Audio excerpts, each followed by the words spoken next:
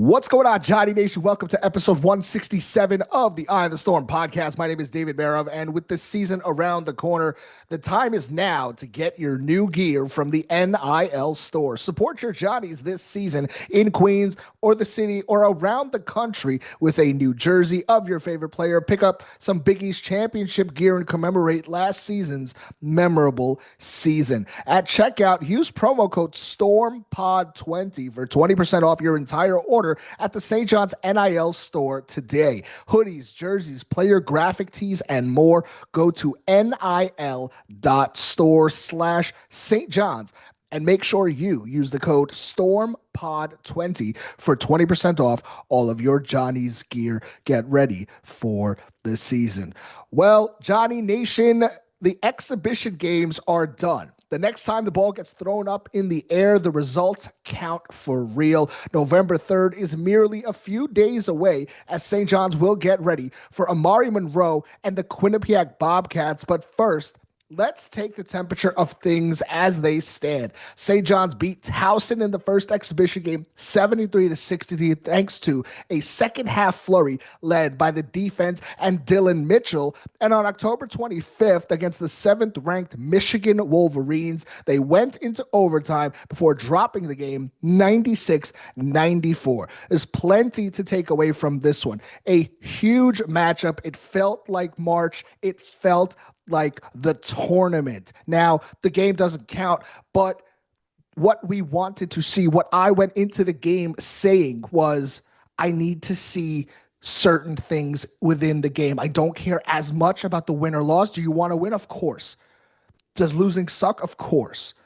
But we got a lot of information from this game, and that's what we're going to be talking about today. I'm joined once again by Justin Kramer. Justin, you were in attendance for both games. We're a little over a week until opening night. A tough walk out of MSG as the Johnnies down 2 with seconds left in overtime called on Lefty, who answered the bell, comes off the bench, goes on his own 8-0 run, hitting back-to-back threes, then 2 free throws. He ends up getting fouled on another three-pointer with seconds left, 8 seconds left. He only hits 1 of the 3 free throws. For some reason, the Johnnies froze, didn't foul, which was insane. I was ripping my non-existent hair out, even in an exhibition game. Ultimately, the Johnnies lose 96-94, although Bryce Hopkins gave a heave from about 75 feet that looked close, but it did not fall. Justin, how do you feel after that Michigan game at MSG? Johnnies going 1-1 in their exhibition games. I never feel good after a loss. Okay, I want to just start by saying the whole moral victory thing doesn't really resonate with me, but we saw signs yesterday that show that this can and quite frankly will be a very good basketball team. Now, there are a lot of question marks. I mean, a lot of question marks. And for all the question marks, I think we can counter it by saying there are other things that are fantastic with what we saw. And if it's any consolation at all, I think I actually felt better walking out of MSG yesterday than I did when I left Carnesecca last week. Because the Towson performance, they were playing down to the level of their competition. I'll just say it that way. And Towson is a pretty good defensive basketball team. I think they're going to surprise people this year, but the Johnnies have no reason to be in that game. That game, they should have blown them out in the first half. They did not.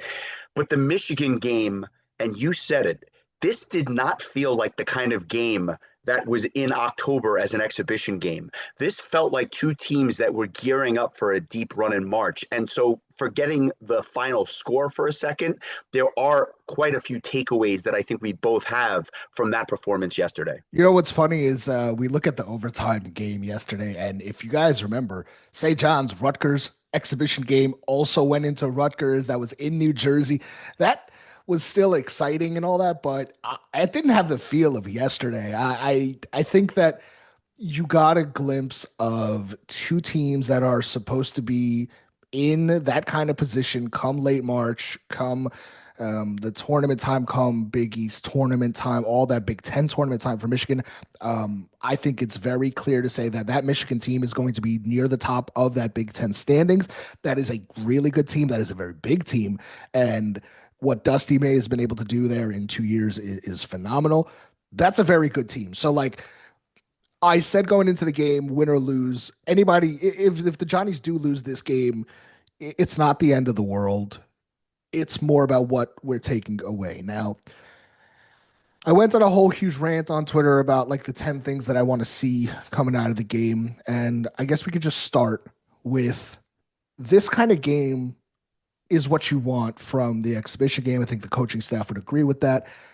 This is the kind of game that gets you ready for Alabama and gets you ready for Vegas to play Iowa State and Baylor. This is a game that gets you ready to play Ole Miss. This is a game that gets you ready for Kentucky. St. John's probably will not face a bigger team all season.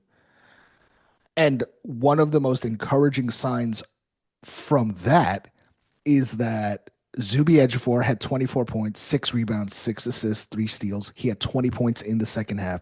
Dylan Mitchell had 13 points, 8 rebounds, 1 block. And Bryce Hopkins had 13 points, 9 rebounds, 1 assist.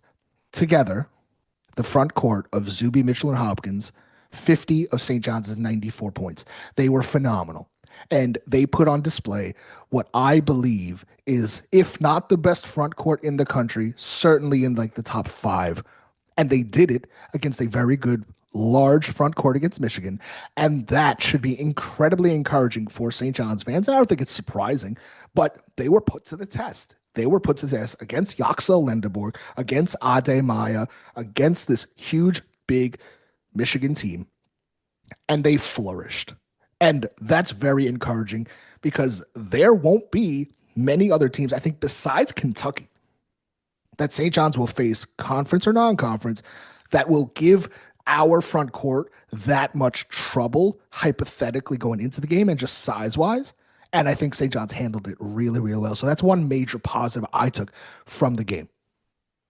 I think that for the first time in modern memory, if not ever, this St. John's front court is going to impose their will on most other teams. Now, you can't do that when you've got a 7'3" center next to perhaps the best power forward in the country in Yaxel. Like, so Yeah. let me just say that. But despite that, despite the Michigan front court, we went punch for punch, pound for pound, rebound for rebound with them. Now, they were out rebounded for other reasons, namely because St. John's had struggled hitting shots, and it actually reminded me of last year Mm-hmm. with the 3-point woes and everything else. Now they hit a few late, but at the end of the day, they went 4 for 23 from three.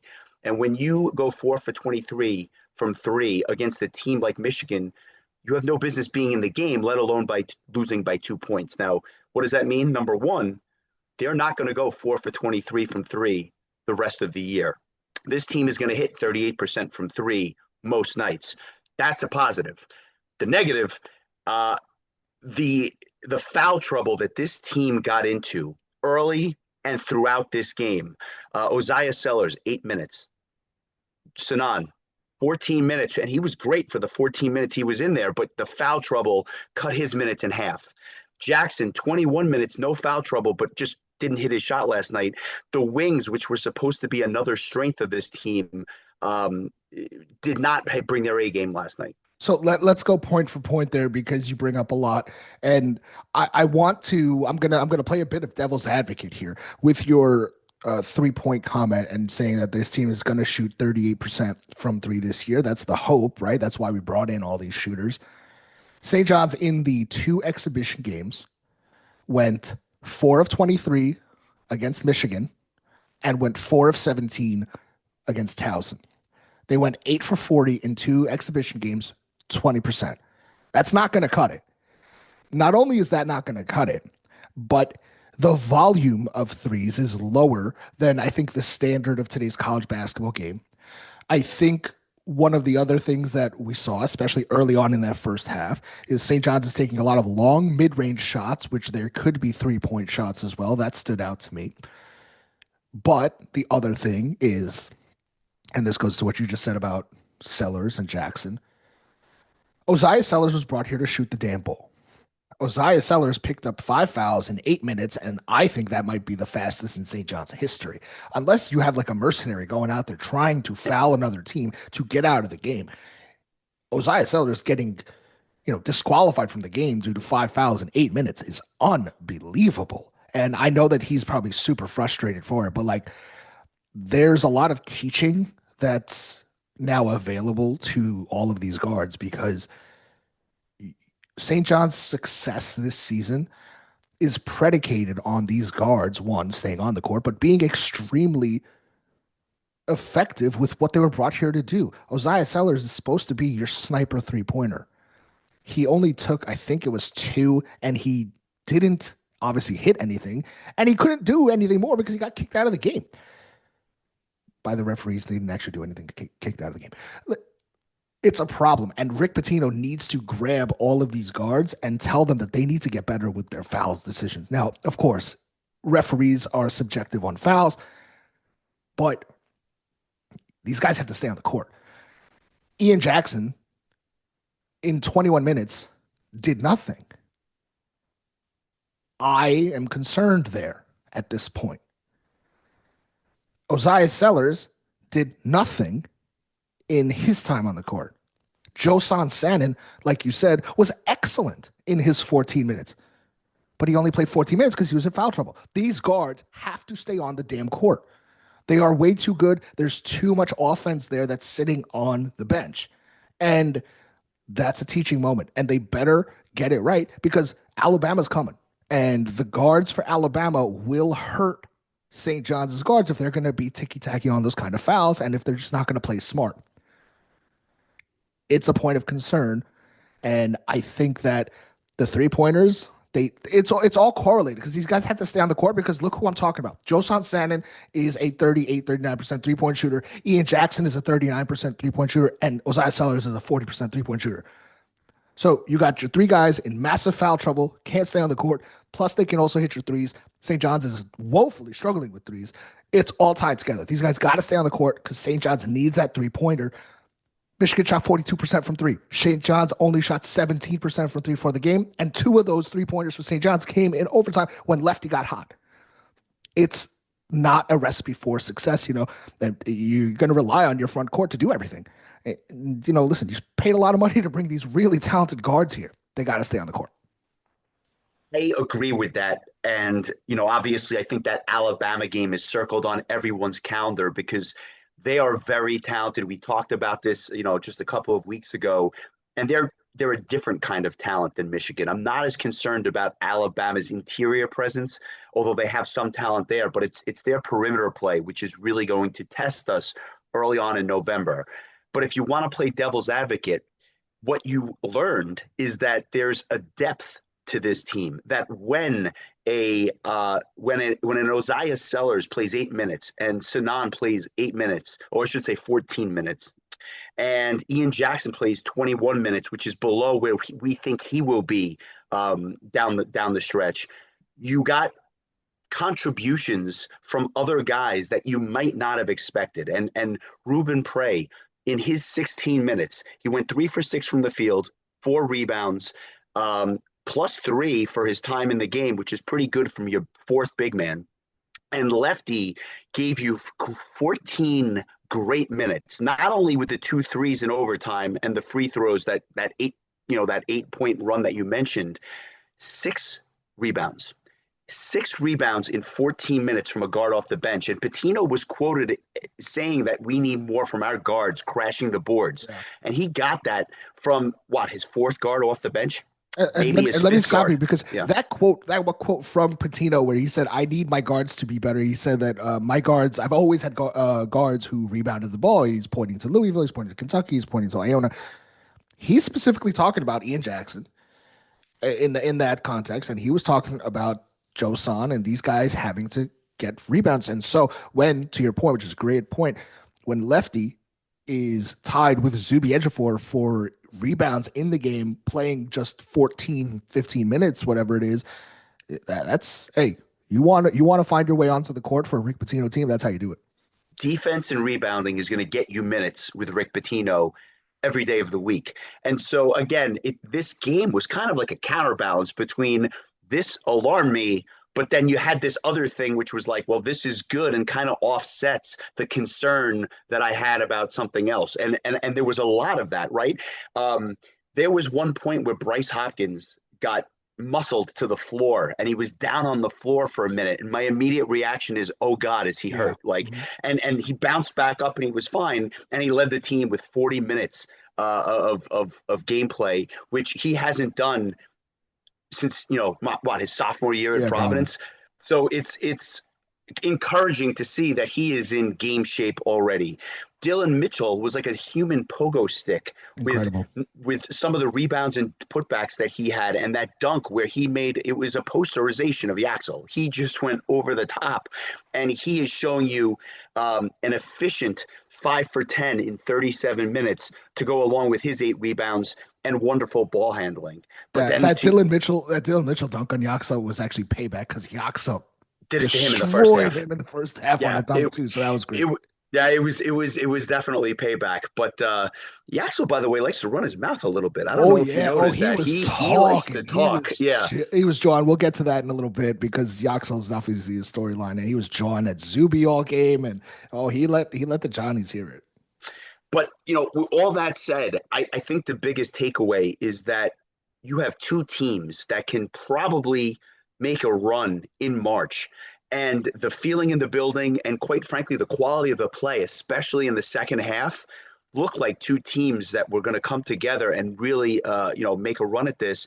And I'm sure every team in the country can say that we have to come together. We need time to gel. But what you've seen from Rick Pitino teams historically is just that. Even in Louisville, they would lose some early season games that they had no business losing. And I'm not talking about against an Alabama, but they just would lose some bad games. But then they would make their run in March because everything came together. So I have concerns. There are concerns up and down this roster yesterday. But at the same time, I think there is cause for optimism as well. We started by basically saying, listen, no moral victories, and there aren't. But the truth is that there's so much to take on both sides, good and bad, from this game that, a few days before the start of the season, we are able to be concerned about one thing, multiple things, and just be like, okay, but this part is also really good that if the negative just improves halfway paired with the really good, you really got something here. And I think when you have such a talented team like St. John's does, that's quite the point of conversation that I think is going to be echoed for the next, 8 days until we get to the start of the season. In the first half, the Johnny's defense, I think, was really good. It really sped up Michigan. It got them really uncomfortable. Michigan turned the ball over, I think, 15 times in the first half alone. And that really helped St. John's, get back into the lead. It was a yo-yo effort there. St. John's defense has proven in spurts so far through these exhibition games that they can flip that switch. Now, after the game, Rick Pitino was talking about that the defense is nowhere close to where it needs to be, which I agree with him because in that second half, Michigan really turned on the scoring as well. But it again is kind of one of those things that you can look at and be like, okay, you got a talented group of athletes here, especially that front court, but you have these talented guards too when they're on the court. That when that switch is flipped, their defense can take over a 4 minute stretch and get you into a game. And now, once that defense catches up to where it wants to be, hopefully for a Rick Pitino team, that's one of those things where, like, okay, if they do this and they can get here and they can put together 20 minutes of defense, this team could be. Now, I don't think they're going to be the number 2 defense in the country like they were last year, but there's positives there. There really is. Dylan Mitchell was a force inside. I thought he played really well defensively. I think Dylan Darling deserves a lot of credit for how he played defensively. He scored 7 points in about 30 minutes of play. He got extended time on the court, which is another point to bring up. The foul trouble allowed Dylan to play more. It also meant that he was put on an island to guard some very talented Michigan guards. There was a time where Michigan caught him in a really bad switch down low, which I think was the worst part of the defense, but that happens. I thought Dylan played really well for what he was able to showcase, and defensively, he wasn't a liability, which I think is important because a lot of people coming into the season about Dylan Darling and his game were like, hey, can this guy stay in front of high-end guards? He's a very tough guard, you can see. And I think that he deserves a lot of credit because he was one of the guards, as well as Lefty, that really showed up on both sides of the court. yesterday. So I was very, very happy, especially considering against Towson, Dylan Darling didn't shoot the ball, had a few assists, but really wasn't a factor and started to look like he was kind of, possibly getting down on himself. And when we're talking about all of our issues with the guards, especially at that point guard position, very encouraging from what I saw from Dylan Darling last night. I am so glad you brought this up. After Towson, I was having questions, or at least I was questioning whether or not Dylan Darling was the answer at the point guard spot for large stretches. He was certainly pass first, which on this team I can certainly understand, but he was very trigger shy in that Towson game. Last night, he looked like the kind of guard that was ready to take over the team, settle things down when he had to. And to your point, defensively, he was able to keep Elliot Cadeau in front of him, which is not an easy thing to do. He is a lightning fast guard, and he even drew 2 charges. And those defensive plays were a catalyst for offense on the other end. Um, and he was, and he made one play where he saw a little bit of daylight and he went up to the basket, got fouled after a beautiful layup, and he was fired up. And Yeah. he's getting confident day by day. He's starting to see that he is not just a role player on this team, but a piece Yeah. that they're going to need going forward. That was a New York guard kind of moment for him. That was important. And I think that, he gets fired up, the Garden gets fired up, and that fuels him a little bit. Josan Sanin in that first half, again, we talked about his limited minutes, but Josan, led the team in scoring for a little while, was much more aggressive, but then again, like just can't stay on the court. And I've said it before on this podcast earlier this offseason that I think Josan could be a guy that leads this team in scoring this year. I think you saw some of that because of the way that he is able to score and he can create his own shot. He can get to the rim. He can hit the three.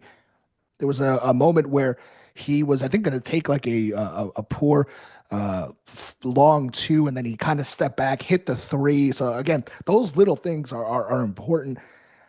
But the first half, again, 35-34, Johnny's up at the break. It was much better. They were just 1 of 9 from deep. But what did they do really well in this game? It's something that they did really well against Towson as well. The Johnnies got to the free throw line. They made it a point of emphasis. Perhaps this is going to be a key to success for St. John's this season. Against Towson, St. John's went to the free throw line 26 times. They went 21 of 26 from the free throw line. In this one at the Garden, they shot 41 free throws, 32 makes. So again, good percentage there, 78%. They were much better than that up until kind of late in the second half, but St. John's much better at the free throw line. Leotopoulos, yes, he missed those 2 free throws at the end there, but he went 5 of 7 from the free throw line. How about Zuby Ejiofor, 12 of 13 from the line? Bryce Hopkins, 7 of 9 from the line. Josan Sanin, 5 of 6 on the line. And get this, Dylan Mitchell, 3 of 4 from the line. Dylan Mitchell, who was a liability at the free throw line for his entire career up until now, hopefully. But he was shot under 40% from the free throw line last season, 3 of 4 from the line. So the Johnnies made it a point to get to the free throw line in this one. They got Michigan into foul trouble early, especially in that second half. They also got them into the single bonus, and the Johnnies went to the line. There are positives to take from this game. That's what we're trying to do. Yes, the loss stinks. Yes, there are issues, and we're going to bring up the major concerns here in a second. But the positives that the Johnnies got to that line. They have been a very good free throw shooting team so far in this exhibition game, and that is something that we have not been able to say about St. John's for like the last 20 years. So very encouraged with that aspect of the game. Yeah, that was I think a testament to the strength of the front court because the front court alone got to the line like 26 times. That's a big number considering Michigan got to the line 29 times as a collective team. That is really, really inspiring. And you spoke about Joson earlier. This is a kid who not only can stroke it, but he can go to the basket as well. And that sometimes gets lost in the rest of his game because he is known as just such a great shooter. But he himself was 5 for 6 from the line. And if he can get to the line and just manufacture points in different ways, he may lead the team in scoring because he had 14 points in just under 15 minutes. That is a really efficient game from a young man who I think deferred a little bit during the Towson game as well. And they're going to need him to score the basketball. You know, we've talked about a lot of the positives. I do have to bring up some of the concerns, and Yep. it's not the shooting percentage from three. I think that's going to turn around, but rebounding the basketball, they benefited from several Michigan unforced errors. And maybe that was because they sped them up and because Big Ten basketball just doesn't play at the speed that St. John's typically plays with. However, the on the ball defense from the perimeter was concerning because the guards did get by us several times and then was able to hit cutters to the basket for layups and dunks. That concerns me. Another concern of mine is the rotation. At some point, they're not going to be playing 12 guys. They're going to be playing eight. And we believe that guys like Jackson and Sellers are going to be playing 25 or 28 minutes a game.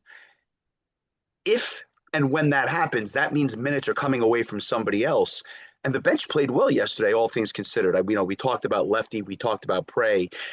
Rick Pitino needs to find the rotation as we get deeper into the season where he can basically just know who he's going to and when, because guys like Mitchell and Hopkins are going to get their minutes.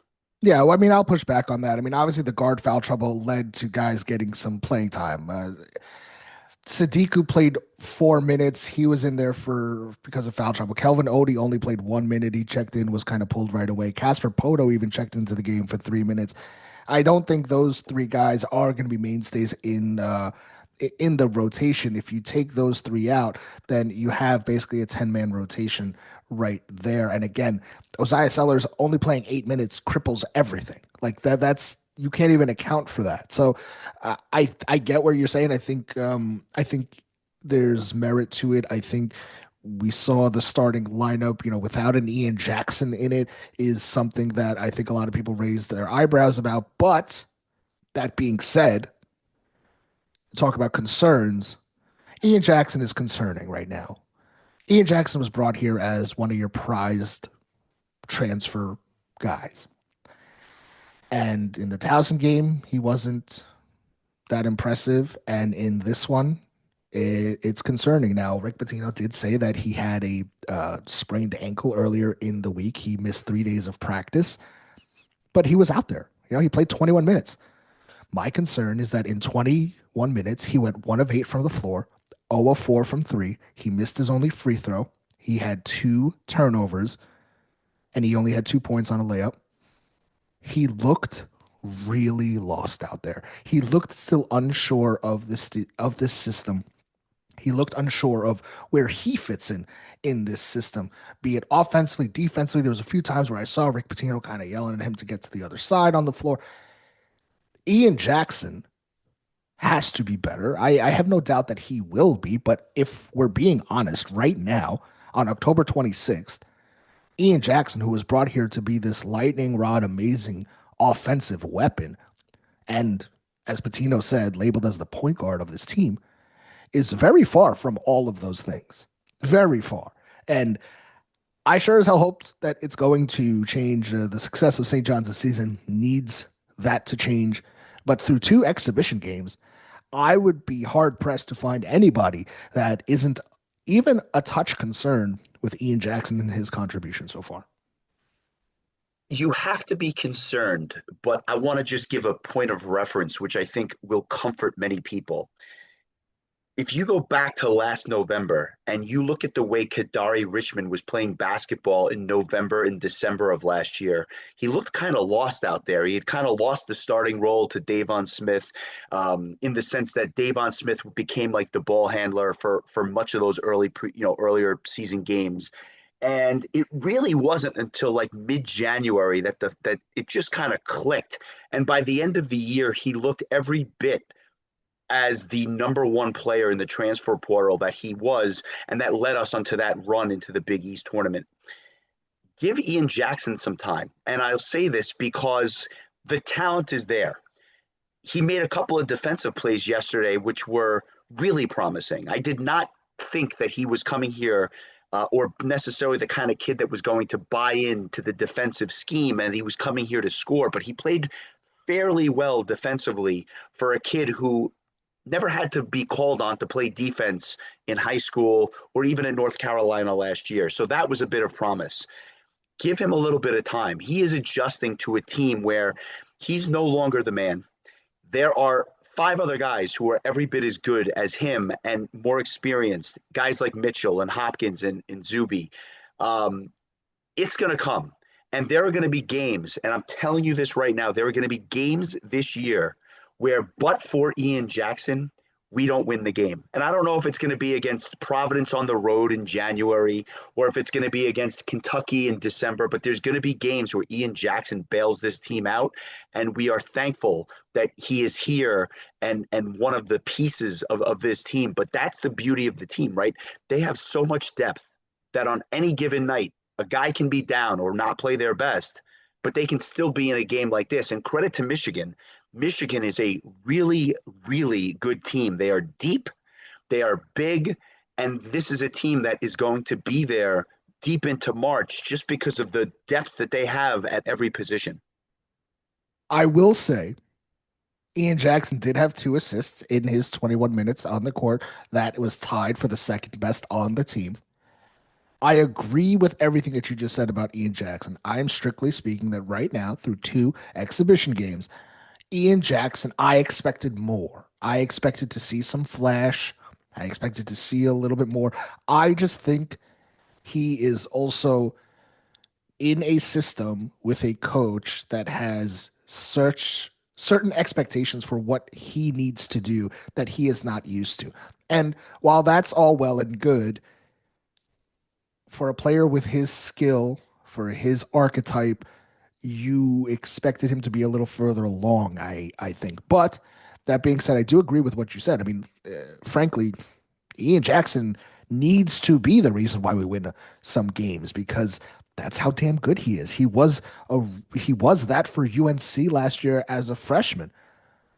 There is a lot of talent surrounding him, and again, that's the point of this game. St. John's lost by 2 in overtime with getting basically nothing from Ian Jackson, literally nothing from Ozias Sellers. Joe Sansanin only played 14 minutes and yet was still tied at the end of regulation and going to OT against the number 7 team in the country. That's the moral victory, whatever the whatever you want to call it, juxtaposition of where they were, all things considered. That's what you can pull away from it, I think is important. Ian Jackson, I know, is feeling the pressure. He has to be. Yesterday at the Garden, he's shaking hands with Andrew Cuomo before the game. This is different. This wasn't happening at UNC. And sure, there's spotlight and everything and hoopla and Jordan Brand and everything at UNC. You're home now. You probably had a ton of family there yesterday. Exhibition game regardless. Turned ankle regardless. I know Ian Jackson expects more from himself. I think the fans expect a lot from him because that's just comes with the territory. He's got to figure it out. Rick Pitino said this team has to figure it out defensively. They are not where they want to be. I want to like one of my biggest questions going into the game was the guard play, and I still have that question. And so forget the point guard position and the questions surrounding the point guard position. Because again, even without a quote unquote point guard, you went toe to toe with the number 7 team in the country. You went to Madison Square Garden. You go into overtime, and and the guy who led your team in assists was Zuby Ejiofor with 6. So all of that put together, it's like there is good to take. There's plenty of concern to take. The Ian Jackson thing has to get better, and I think it has to get better soon. And in a game against like Alabama, where you got good major guards too, like you want to see it. And I wanted to see the guard. I wanted to see Sellers shoot more threes. I wanted to see Joe Sansanin impose his offense. I wanted to see Ian Jackson get going. And like besides a little bit of Joe Sansanin, the other two didn't happen. It's concerning with the start of the season going, starting in about a week. It is concerning, but that is the beauty of Quinnipiac on November 3rd. That is the golden opportunity to get your guards going and have them ready for no for Alabama on November 8th. Obviously, the training wheels come off. It counts from now on. So you put this behind you. You see where the deficiencies are. And now I want to see all three of those guards on the court against Quinnipiac. I want them to shoot the ball well. I want them to play defense. And even if it means that Mitchell and Hopkins and Ejiofor don't score their normal points, or maybe they have a little bit less time on the court, it's time to get the guards going because you're going to need them for Alabama, and Lord knows you're going to need them going forward after that. I have to bring up Zuby here. We talked about this was going to be a good test for the front court. Again, the front court shined, but specifically for Zuby. And Patino has said this in the Taos after the Towson game, where he's like, "Listen, Zuby, you're going to be a marked man. You're going to have to figure out a different way to impact the game." And against probably the best front court that he's going to see this season, 24 points, 6 rebounds, 6 assists, 3 steals, 20 points in the second half. He played like the Big East player of the year. And I think that that's so damn encouraging. And he looked like an absolute monster. I think that he was more aggressive in calling for the ball. You've heard me say that this year.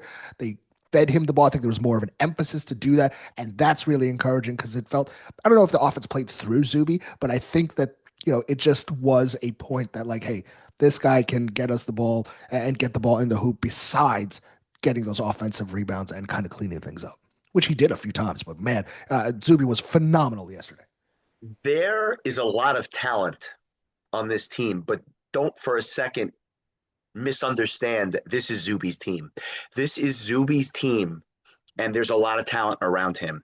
And I say that because, to your point, if he can play the type of game he did yesterday, going to the line 13 times, scoring an efficient 6 for 12 from the field, if he can do that against Michigan, there are other teams that are literally looking at St. John's and saying, we don't have an answer for Zuby. And if we double team him, somebody else is going to absolutely kill us, whether it be on the perimeter or even Hopkins and Mitchell down low.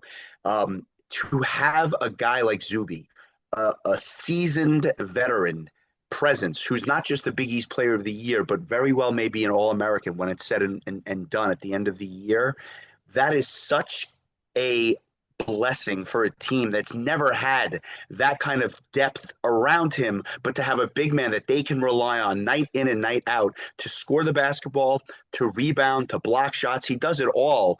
Again, if you're doing that against Michigan, I'd be hard pressed to think of another team that's going to be able to stop him in reality. This team is Zuby's team, like you said. There was a moment at the end of the game in overtime when St. John's didn't foul, where Zuby kind of blew his top at the team, where he was like, basically, what are you doing? Why didn't you foul? We in the stands said the same thing. And obviously, Zuby had the wherewithal. He just wasn't in the position to make the foul. The guards, on the inbounds didn't make the foul and let all that time go by. That was a leader veteran moment. And again, another teaching moment for St. John's because that was insane. But Zuby Ejiofor has become a real leader. That C on his chest is not an accident. And Rick Pitino has said that he's very vocal in the huddles and stuff too. And, for anybody that has heard Zuby in press conferences or have gotten to meet him, he doesn't shy away from that, confidence and leadership role. I thought after the game yesterday, he was really he was really spot on where he said, we have no time to waste in figuring it out, but we have to figure it out. And obviously him talking about, the cohesion and getting the offense going and the guys, getting into foul trouble. He said, there's no excuses.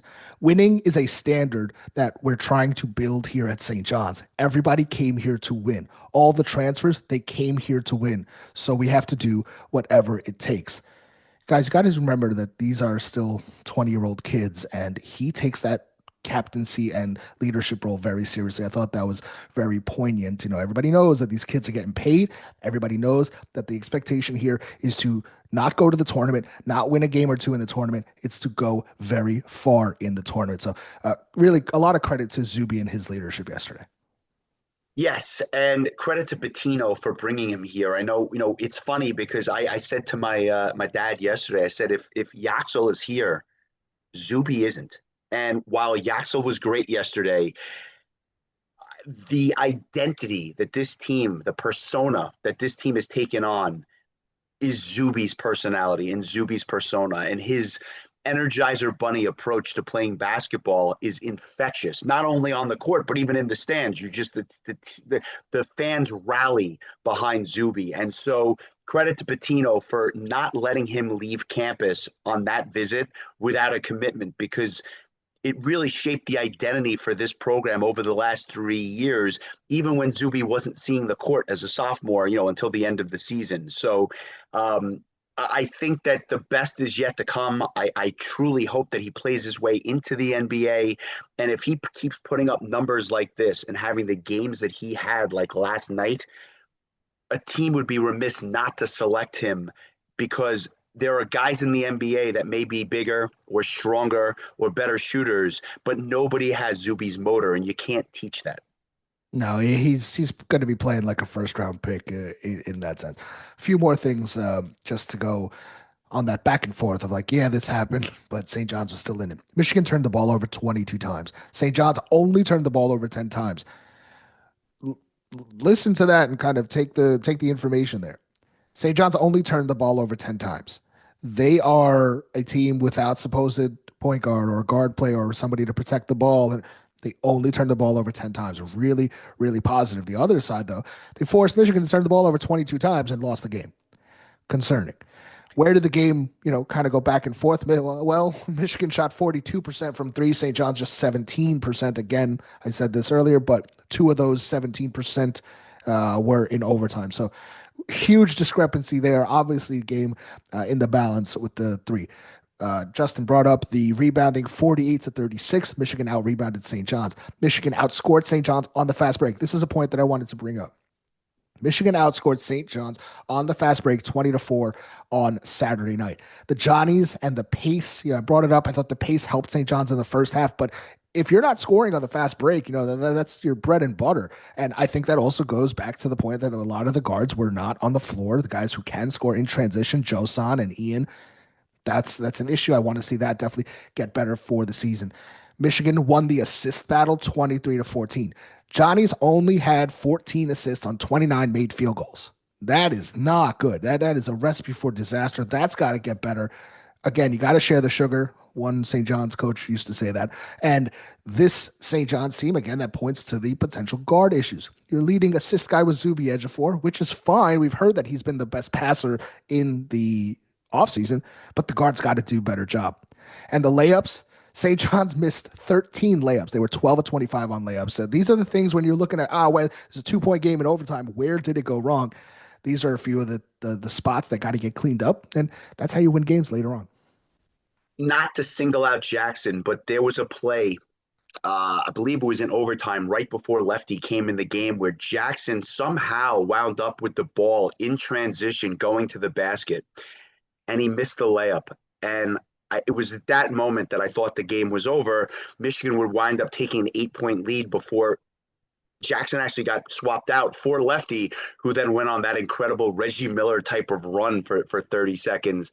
But when you have guys like Ian Jackson, Osiah Sellers, you got to be able to get to the hoop in transition for easy buckets. As good as this team is in their ability to shoot the ball and whatnot, they're going to make their money in transition, forcing turnovers and then converting it to layups on the other side. That is how this team is going to win basketball games.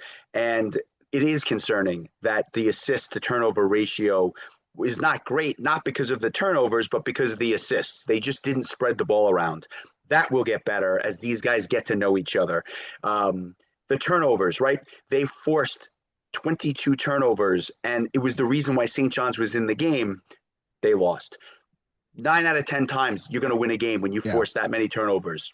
Again, it's time to tighten up the screws, come out against Quinnipiac, play with determination, and just know that it counts now, and not look ahead to Alabama, because that is going to pose a completely different set of challenges as compared to what the Michigan team did to us last night.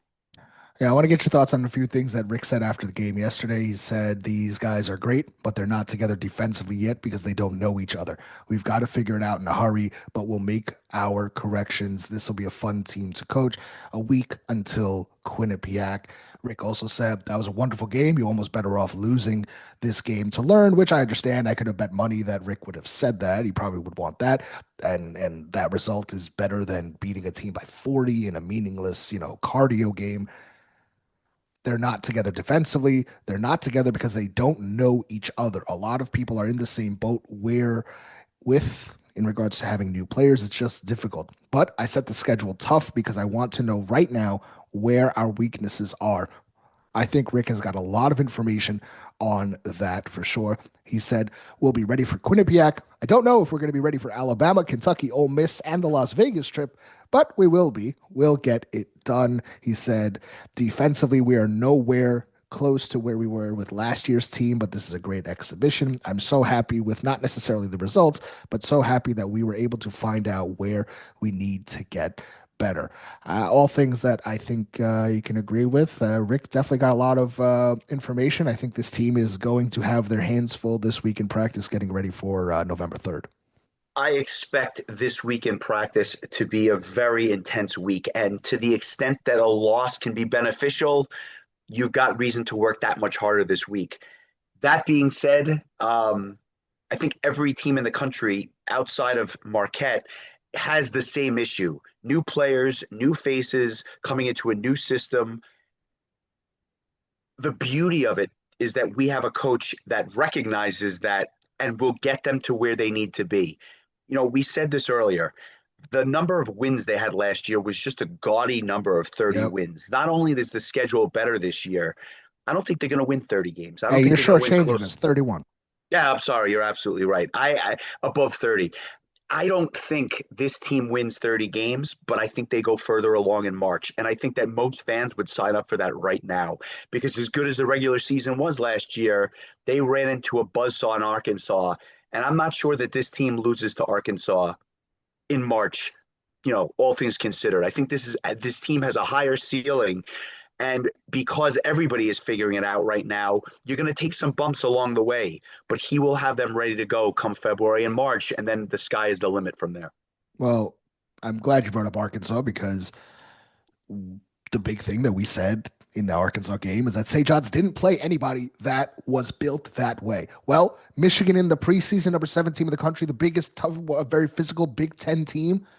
Okay. Who are you going to see like that? Not many teams, so you'll be prepared for it. Alabama with the high end guard play. How many teams have a better backcourt than Alabama? Not many. Kentucky, one of the deepest teams in the country. All right. Super talented. Allegedly a $22+ million NIL. How many teams are going to be bigger, more talented offensively? Who's going to shoot more threes than that? Not many. Then you get into the Big East and you got UConn and Creighton and all these teams. So I think that this schedule was designed so that there is no issue come March where you're going to see a team that you are not ready for or a style of play that you are not ready for. So again, a big positive to take from this Michigan game. Let's put a bow on the Michigan stuff. Dusty May after the game yesterday said us getting Shannon and Sellers in foul trouble probably won us this game. I don't want to argue with him. Here's the big storyline from the Michigan side. Yaxel Lendeborg was a superstar at UAB for 2 years, transfers to Michigan, had a chance to go to the NBA, had a chance to be a first-round pick last year in the NBA draft, decided, nope, going back to college. He's been dubbed basically a preseason All-American, All Big Ten, potentially a lottery pick this year. 25 points, 10 rebounds, 4 assists, 10 of 15 shooting, made 2 3-pointers, and did not stop running his mouth, letting St. John's hear it. Now, if you remember, Yaxel Lendeborg once upon a time was committed to St. John's. And when Rick Pitino got hired, Yaxel Lendeborg was uncertain on if he was going to be a Red Storm. Well, yesterday he was asked, did he play with something to prove? Did he remember that? Boy, did he ever. Yaxel said, absolutely. From the day that I got that feeling, Patino didn't want me. After he got signed, it was an instant chip on my shoulder. I wanted it so badly to come in here and win the game, and we did that. So I'm super happy about that. Yaxel played tremendously. Now, Justin, you said if Yaxel comes, does he then in turn not allow St. John's to get Zuby? Potentially, possibly, likely. Who knows? That being said, if Yaxel comes, do you also then have Zuby? Do they both play together? Do you potentially have the most insane front court of all time at St. John's with Yaxel and Zuby? That was something that I was thinking about. But the other day, you heard me tease a Yaxel story, so I think this all just comes full circle really nicely. Uh, Yaxel Lendeborg, when he committed, was on this podcast. Yaxel and I stayed in touch throughout his time as he was committed through St. John's. When Rick Pitino was hired, he had the press conference at Madison Square Garden. I was sitting there a few rows from Rick Pitino and covering the press conference. I got a text message during the press conference from Yaxel, and he said, "Hey, do you think Rick Pitino is going to keep me?" And I responded. I said, "I don't know. I think so. He's pretty silly not to. He's very, very talented JUCO player. Obviously, he plays fast, can run, can shoot. All the things that you were needing in a Rick Pitino defensive style system. He was, I believe, the defensive player of the year in JUCO as well." And lo and behold, I think it was 2 days later, he got a phone call from the staff, and I think they made the decision to just go another way and basically clean house besides Joel and Sadiq Ibine Ayo. And then that's how you play the what if game. And Yaxel ends up going to UAB with Andy Kennedy and absolutely becomes a star. And then to a little, a few years later, he's at Michigan and turning down NBA offers. And next year he will be in the NBA. And he will absolutely thrive because he's a monster. And he is the prototypical 6'8" athlete who can hit the three and is unbelievable. I thought he was so impressive. I thought it was really cool to see him. And listen, you like that kind of chip and edge from players, man. He let him hear it. And, he's the kind of guy that you really want on your team. So I was super cool to see him play really well, unfortunately, at the detriment of St. John's. But Yaxel was awesome. And I'm certainly, maybe a little bit biased, but I've been following him his entire career. I thought he's a good kid and he's really succeeding. Really, really fun to see that. And listen, he wanted to prove St. John's made a mistake, and well, he put his best foot forward. Yaxel will go down in St. John's lore, much like Norvell Pell did, a guy who never made it to campus but found his way to the NBA. The difference is Yaxel is not just going to get a cup of coffee, but I saw enough from him last night that as a Knicks fan, he would look really good with the blue and orange on. That guy is a monster. He can do it all. His handle is much better than I ever expected. He plays inside. He plays outside. He's got a motor that doesn't stop. He deserves whatever fortune comes his way as a result of his game. And, like I said, perhaps the one that got away in certain regards, but I wouldn't trade Zuby for the world. So as a result, onwards and upwards for both those young men. Listen, you're talking about such a loaded NBA class at the top for next year. This has been a topic because there's a lot of freshmen that have been shining in the preseason. Darren Peterson at Kansas has been absolutely dynamite, arguably the best player as a freshman this year. He's going to be, I think Bill Self said he's going to be the best freshman he's ever coached potentially. And all the guys that have come to Kansas. Darren Peterson has been awesome. AJ DeBonsa at BYU. Then you've got Cameron Boozer at Duke, who was phenomenal in the first game with Duke. Michael Brown Jr., who is a electric guard for Louisville. Nate Emmett at Tennessee, who's 6'10" forward. He looks like a Durant. It's insane. There are so many talented freshmen and guys that are going to be at the top of that NBA draft class next year that teams are probably already trying to talk about tanking right now. I think Yaxel is going to be a lottery pick next year. And it's don't take these moments for granted to see really great players. And I think guys that are going to succeed in the next level where you could be like, hey, I remember being at the Garden on October 25th, watching a guy really play well. And who knows, perhaps against another first round pick in Zuby Ejiofor next year. I want to put a bow on everything here. Johnnies go 1-1 in the exhibitions. They win against Towson. They lose against Michigan. Opening night is on 11/3. It's 10:26 when we're recording this. Justin, where is your feelings? Where's your temperature on this team heading into the start of the season now that we have all this data from two preseason games? The jump that this team made from the Towson game to the Michigan game is palpable. It looked like two different teams. And credit to Michigan. They opened up with Cincinnati. They lost to Cincinnati by 2 points, came into the Garden, won by 2 points. Michigan is ready. Michigan looks every bit the Sweet 16 plus team that I expect. St. John's did not look great against Towson, did not look great yesterday, but hung in there with a team that's going to go deep into March. It's funny. If you would have asked me after the Towson game, I would not say I was concerned, but I would say, it didn't look so good. And even in a loss yesterday, although I don't think, I think there were deficiencies there. I think you could argue that the floor is no different, but the ceiling might be a little bit higher based on what I saw yesterday. This is going to be an exciting year. There's going to be growing pains along the way, but this team has the ability to make a run unlike any that we have seen in the last 40 years. And so I think that kind of encapsulates where I'm at this point. I am ready for them to roll out the ball. I am ready for this team to make a run unlike any that we've had in our adult lifetimes. And I couldn't be any more excited for it. I will ask you this. Has your view changed at all given what you saw over the last week? I don't think it's changed. I still expect the floor to be the Sweet 16. I just wish I would have seen a little bit more from the guard play this offseason. Now, I will say that we know how Rick Pitino teams operate. Should they start out slow in November, even through mid-December, do they drop a game or two in the non-conference? Probably. We've talked about that. Come January and February, this team should be, by all accounts, a lot better. That means that the guards inherently have gotten better.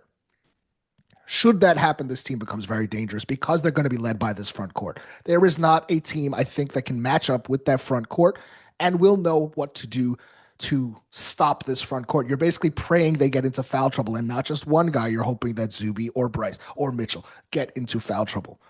There were things that were so encouraging yesterday from that front court that lead me to believe that they can power you through dry spells with the guards.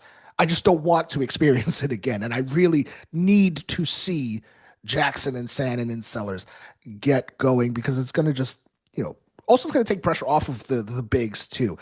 I thought Bryce looked really good yesterday. Somebody we haven't really talked about much, but Bryce Hopkins looked really good. 2 games back to back, scores 13 points, was a beast with the minutes. You mentioned that he was rebounding the ball really well.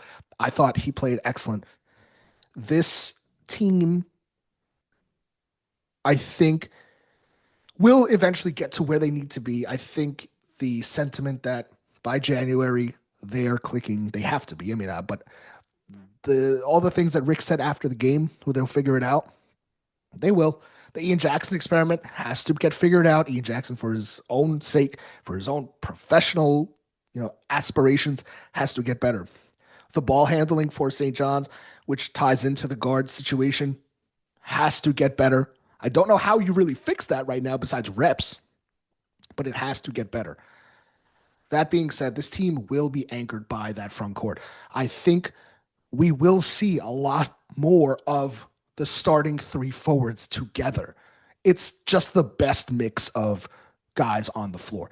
Dylan Mitchell is phenomenal. You saw Dylan Mitchell bring up the ball so many times yesterday and run it. He looked really comfortable, doing that. Point forward, we've said that. Rick Pitino said that. We've said that. It's a real thing. He looks really comfortable in that. This is not just like a 6'8" guy kind of looking like a baby deer out there. This is a guy that really knows how to handle the ball, and it's impressive. I don't think that the feelings has changed. I just want to see improvements here and there because you got to feel that the team is led and has the ability to lean on the guard play. We always talk about in college basketball, you need the guards to succeed, especially in March. They have the guard talent. It just needs to translate. And I'm hoping that against Quinnipiac, we do see that. Quinnipiac is a good team. They were picked to win their conference again, 2 years back to back. Tom Pecora knows what he's doing there. Amari Monroe is one of the better players in the country. He was almost getting recruited to UConn. That didn't happen. He turned him down to stay at Quinnipiac. It's a good test in Queens. Should be a sold out night in Queens on November 3rd. Looking forward to it. Johnnies are 1-1. Season starts in just about a week. I can't wait. Listen, you got a little over 13 and a half or something like that, 1,000 fans at the Garden for an exhibition game on a Saturday night. It was loud in there. It was fun. Now it's time to do it for real. Now the score counts. Now the standings count. Let's see if this is the season that we all expect it to be, have hoped it to be, and we're looking forward to it. I know I am, Justin. I'll see you in Queens on November 3rd. Looking forward to it. Let's play some ball. Johnny Nation, thank you as always for listening. 1-1 in the exhibition. They drop a tough one in overtime to Michigan 96-94. And now it's time to play for real. Hope to see you in Queens if you're around. I'm always there. Come say hello. Looking forward to being on this ride for you again all season. We'll be with you after every single game for sure. I'll be in Las Vegas, have already that booked. I'll be in Atlanta, have that booked, ready to go for another amazing St. John's basketball season. It's year 4 of the podcast. We're ready to go. It is another new season of hope, new season of dreams, new season of what ifs for a very, very special and talented group in Queens. Johnny Nation, I will see you next time. Thank you as always, and thank you for listening.